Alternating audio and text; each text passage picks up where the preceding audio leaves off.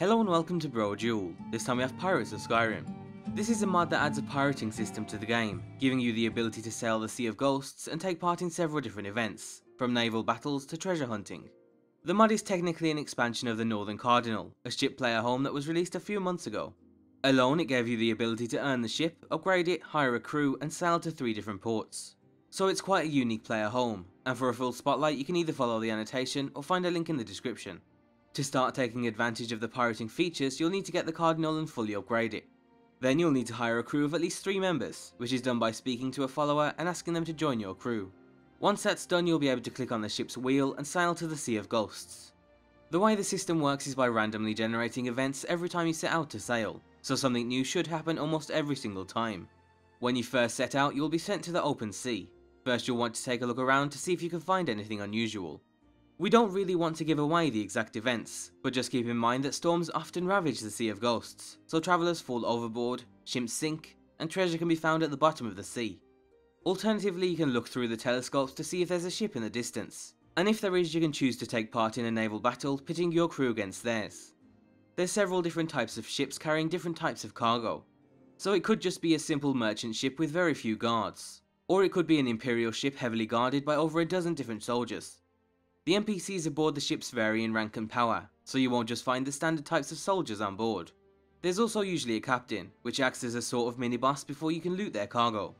The mod also adds several pirating or sailor related assets, so you'll be able to get your hands on pirate swords, hats and more. As of right now, there's a good handful of ships, but again we don't really want to spoil the events by giving specific information. Just know that the ships often belong to a certain faction or race, and the loot they carry usually reflects on how many guards they've hired.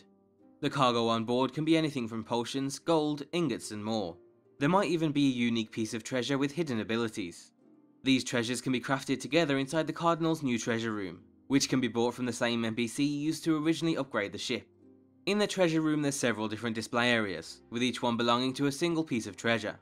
Once you've set up each display, you'll be able to click on them once a day to receive a gift, whether it's some gold, an ingot or a blessing. The mod also expands on the crew system slightly with the introduction of a morale system. If your crew's morale is low, then they'll refuse to sail out to sea with you, so you'll either need to give them a cut of the cargo, or if you find some rum while at sea, then sharing that with them should do the trick. Overall, the mod is extremely unique and we think it's a fantastic addition to the game. Skyrim generally lacks minigames, or random events that the player can take part in, so this offers something interesting outside of standard questing or exploration. All in all, there's probably a good 4 to 5 hours of content, but we wouldn't really recommend just sailing out repeatedly over and over again. Eventually you will run out of random events, so spreading the content out will probably be for the best. Also, there's inevitably going to be some balancing issues, especially if your difficulty is on low, or if you aren't using any combat mods that make things a bit tougher, but those issues should smooth out as the mod progresses. The author plans to continue to update the mod with more events and features. Hopefully the King of Ghosts himself can eventually be added with his very own ghost ship, but there's a lot of potential, so I guess we'll have to wait and see. The mod is a lot of fun, and to try it out for yourselves you can find everything you need down below. As always, be sure to leave an endorsement on any mod you enjoy, and thanks for watching.